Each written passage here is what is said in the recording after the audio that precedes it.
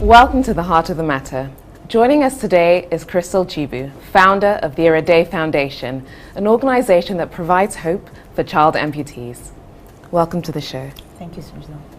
So, according to your website, every year 200 million children are born with a disability or become disabled before the age of 19. Tell us more about your foundation and what it's doing. The foundation basically works with child amputees, and not just child amputees, so also their caregivers, and we also try to work with the entire community. And it was born out of my experience.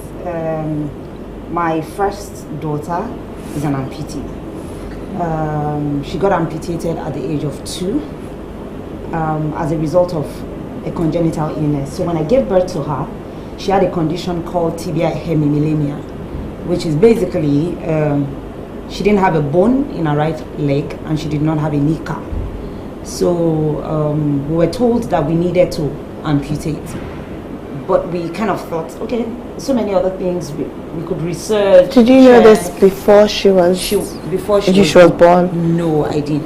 Oh. And I did a number of scans, but really none of the scans actually showed me that my daughter had an issue.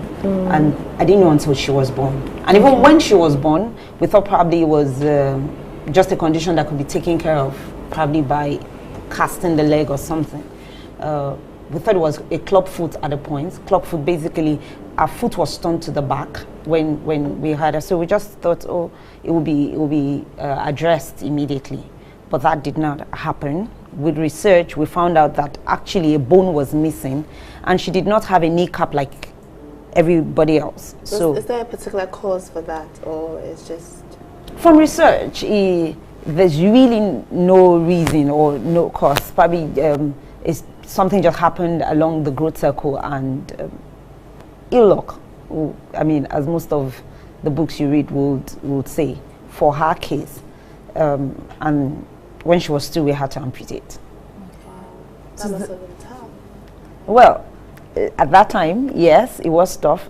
If I say it's still, sometimes it's still tough because every day we go through different issues. So, but it's been a worthwhile journey. I sometimes introduce myself of mother of a 5-year, proud mother of an amputee, because even with the amputation, we've been blessed. So tell us more about your foundation and how it helps amputees adapt to limb loss. The first thing the foundation does, and I'll try to link it to my experience really, because when we were told that we had to amputate, my daughter's name is Beulah, when we were told we had to amputate her, we didn't want to take that decision because we had never heard of someone that had to go through the same thing. So it wasn't easy to make the decision because you couldn't profile someone else that had done same here in Nigeria, and so you were going to follow suit. So it was really, really very difficult. So for me, really, setting up the foundation, the first thing was like comforting others with what you've been comforted with. So it was more like a support group, something that could address other people that were going through the same issue, just really talking through it, because sometimes you just need to talk to somebody or someone hear you out, someone that is not going to judge you and just understand your situation. So really, the foundation focuses on support. We try to work with the caregivers, the parents of the amputees, the children that are amputated, or even amputees that are adults, and try to be there for them as a support. We also do a bit of education, educating the society on why people go through amputation. So in my daughter's case, it was a case of a congenital illness and she had to be amputated. But in some other people's cases, it's sometimes as a result of trauma. So a child had an accident, had a mismanaged fracture, and as a result of that, something goes wrong and the child has to be amputated. Sometimes it's as a result of cancer. So some kids have cancer, and even adults, and then you have to amputate. Sometimes as a result of diabetes. So people go through amputation as a result of different things. So basically trying to educate the society. And lastly, we do what we call empowerment. So we try to provide prosthetic limbs for people that cannot afford it. And still under empowerment, you have people that can afford prosthesis, but really they just need advice as to how do I get the right prosthesis for my child, or even mentoring for the children, because we've seen people that have been amputated and have gone through life and have lived a successful life. So they mentor other children that are just growing. So that's basically, in a nutshell, what we do. Can you please take us through the process of you deciding to set up the foundation? Because clearly there would have been some challenges you would have faced that led you to start up the foundation. So can you tell us what those challenges are? Because I believe these are same challenges that other mothers of amputees may be facing. The first thing that happened was the only support I had was family and church. So apart from church, like I said, the doctors, no one could show me someone that had amputated their child as a result of a congenital issue. I read it up in books, I saw it on the internet, but nobody could show me. So, and at the time that we started going to the hospital, I started meeting other parents with similar issues. And because they probably couldn't do the research, they also weren't going to opt for it. We all just wanted a way out. So, but more interestingly, at some point, I met a woman that actually had an amputee also as a child, and she had even gotten a prosthetic limb for a child at that point, but the child wasn't going to school, and she wasn't living life. So it was an opportunity to be able to express to her how I was able to go through the change and transition in my life. So I started working with her. We will talk every day. I took her to church.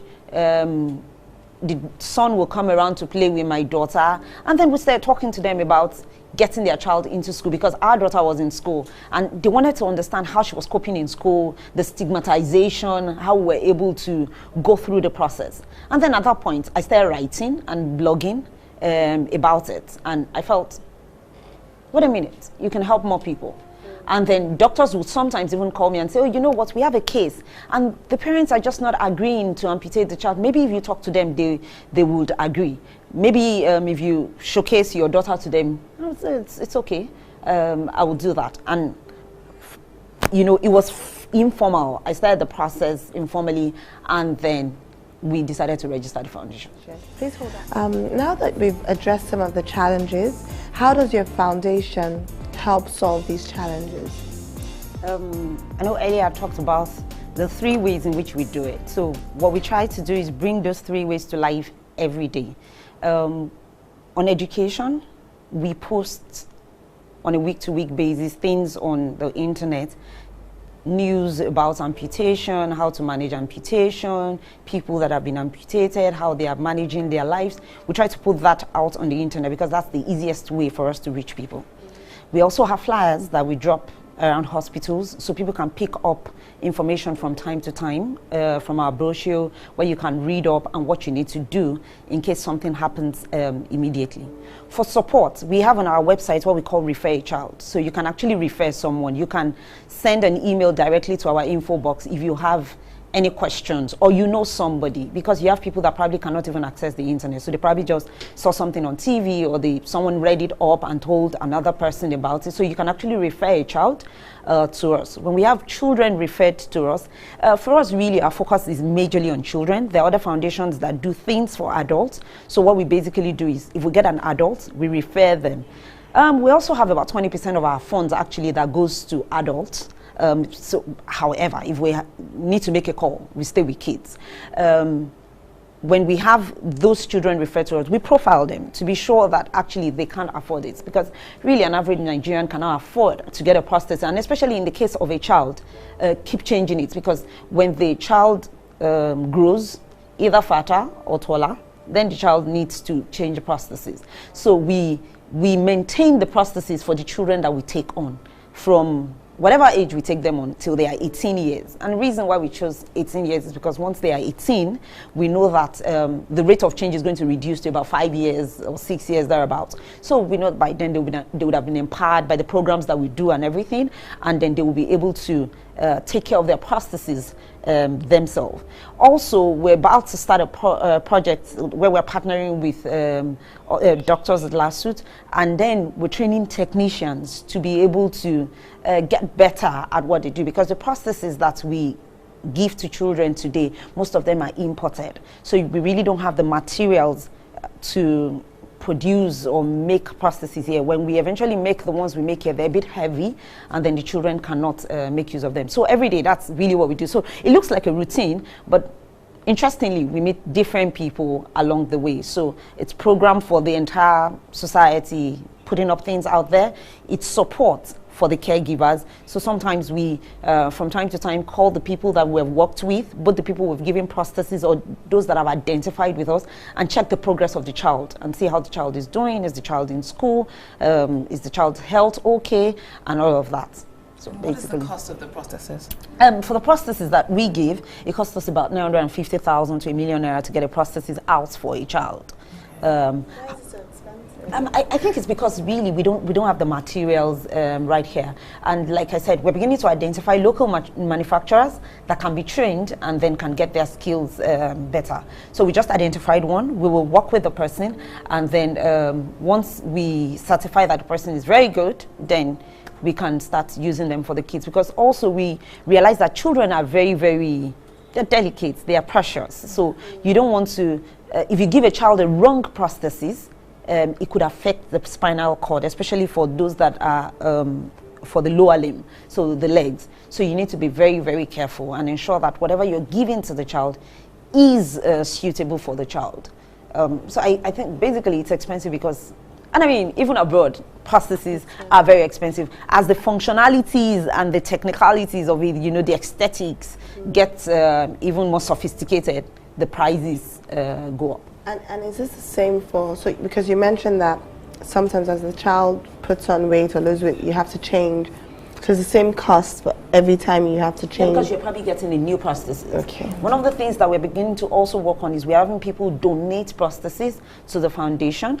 We're building our own capacity and capabilities to be able to, you know, pieces it and then reuse it for someone else. So as we build capability and capacity in that angle, we will be able to reduce our cost even further to work at so roughly how many do you give out a year? I know you started in 2012. Yeah, when we started in 2012, we were able to give out just about 2. In 2003, we did about 6. Okay. This year, we've done about 14. So we're progressing, and we're taking it, you know, really very slow because we want to get it right and ensure. And you know, the interesting thing is, it's once we do a child, the rate of change for the children, depending on the age, is about 6 months to 1 year. So sometimes we even change for a child like 3 times in a year before the year runs out, and we've changed for one child. How are you funding all of this? When the Irede Foundation started, we started funding with our own funds and our friends. Okay. So basically, it was more of talking to people, and then because really, I was talking to a friend in the office on Friday, and he said, actually, you know, the reason why we give you, because we see you in the pain, we see that, you know, you're going through it, and we've seen how you've managed your daughter, and if you've done that with your daughter, you can do it with someone else. So really, we started with the group of friends that we're working with. So the whole of 2012, really, it was my husband and friends, and then in 2013, we got support from Sahara Foundation. And then after Sahara Foundation supported us, we had MODE.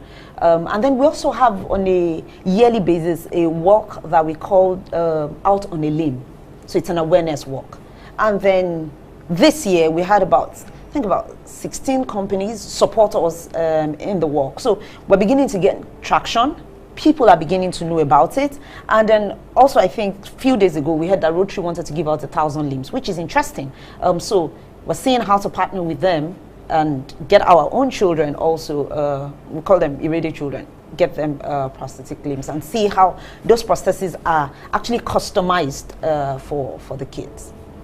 You also have a child sponsorship platform. Can you tell us more about that? I believe people can adopt a child. Yes.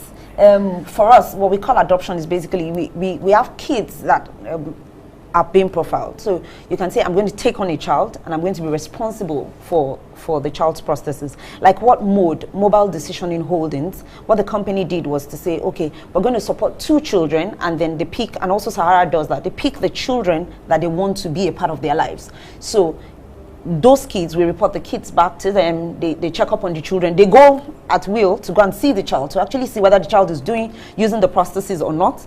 They take pictures, they have access to the family of the child. So we have individuals that also say, we're going to partner with you. We have churches that say, we're going to partner with you to build a child's life, to give support and help to this child. So people come from time to time. We have people that give on a monthly basis and just say, you know what, I just have 1,000 naira and I'm just going to be supporting with this 1,000 naira. So we keep in touch with people, helping them to understand, okay, these are the number of children that we have. This is what we're doing with the funds that you're bringing in. These are our plans for the next year or the near future, and what we want to do with the children. Basically that. Okay. And lastly, before you go, can you, if somebody is interested in partnering up with you, how can they go about it? The first thing really is we have a website that really details what we do, and we have the sponsorship form. So you can say, I want to give on a monthly basis, cash. Or you can say, I'm going to donate prosthesis. Or you can say, I'm going to donate my services. Because interestingly, I mean, because we are a non-for-profit organization, our website currently today is being sponsored by someone. So someone just does the website for us. So if you look at it, you might think the person is not giving directly to support the child, but it's taking up the burden and the funding of that of us, so that makes it so you can give in kind and you can give in cash. We have people that say, oh, for every event you do, I'm going to take care of your photography, and well, if you're doing this work, we're going to provide water for you. So it's whatever you have to give. We have people that give financial, so like the people that audit our books, we don't pay anything. They just give that service for us, so we don't have to try and get financial people. They just come in from time to time and do that service for us and go away. So we need to take another quick break. Viewers, we'll be right back. Welcome back to the Heart of the Matter. We still have with us Mrs. Crystal Chigbu, who's talking about child amputees. What role do you think government can take to provide a more conducive environment for disabled people? There's so much that can be done. I think we should have policies that support them, ensuring that we have ramps in buildings, making it easy for them to be able to move. But we just had a recently concluded Disability Week or Disability Day organized by Lagos State government, where a lot of people, NGOs working with disabled people came on board to talk and really talk about their experiences. If we could have more of those kind of forums, it would help, because we work with these people every day. We work with the adults, the children that have these challenges, and we see what they face every day. So we're able to bring that, forming the committee and really seeing how we can make it better. So they've started working on some things. There are policies now, I think. There are laws that have been passed for Lagos State governments and things that you need to do. We just need to see to execution. Okay. So, driving through traffic in Lagos, you see a lot of beggars on the road who, are amputees. How can we, encourage and empower them, to pursue their dreams and, live a normal life? For me, I think first thing would be if we could get them off the road, and then really it's about information, and begin to give them information and showcase for them someone that has been through it and the person is living a self-sufficient life. If I don't see an example, I wouldn't be able to follow.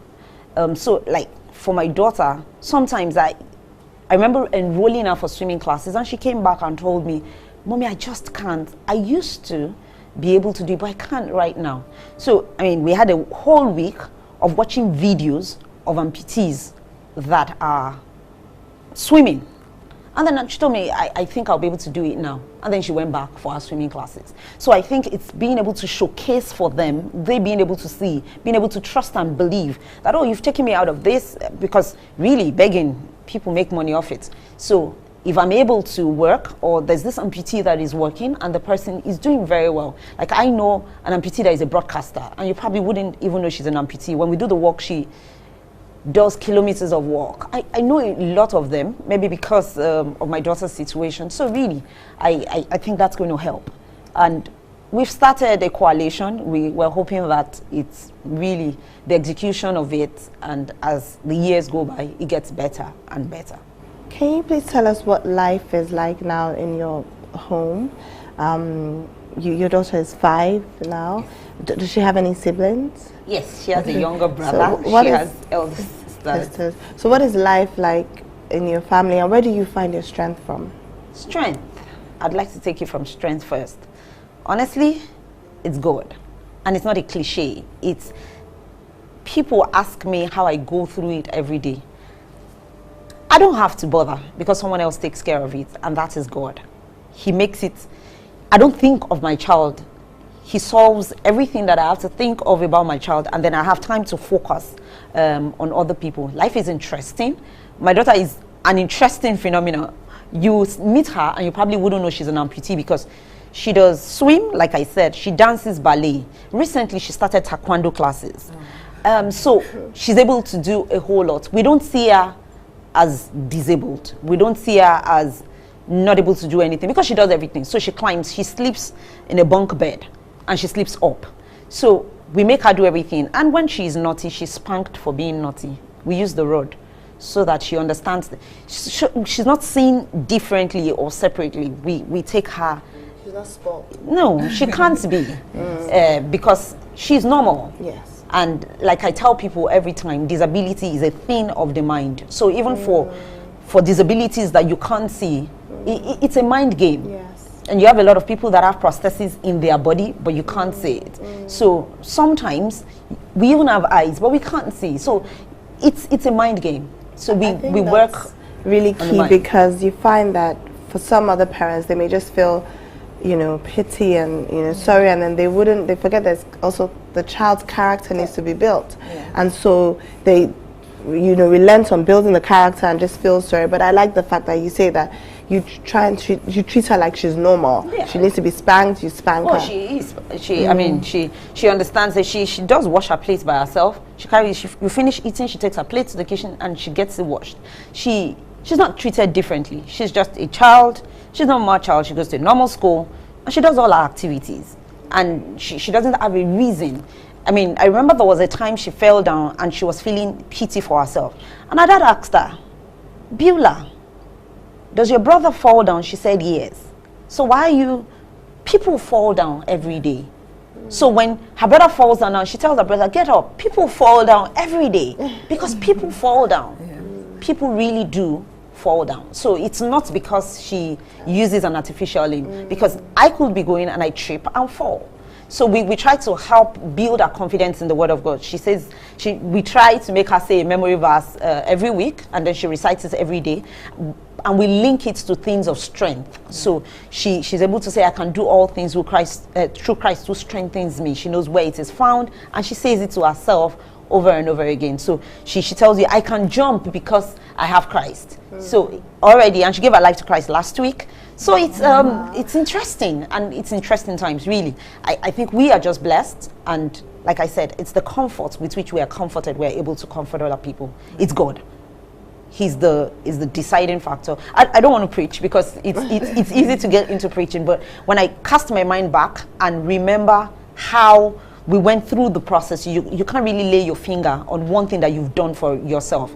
And my husband also told me once that God told him that he was going to take care of our daughter. So every day when we see things unveiling, we know that it's God that is behind it. So it's the source of our strength, God, Jesus, basically.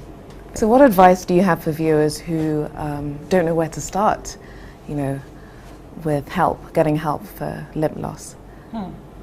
The first thing I would tell anybody is it's okay to cry. Because a lot of times people tell you, don't cry, be strong, but you can't tell me to be strong when you've not been through what I'm going through. So it's okay to cry, but don't stay crying.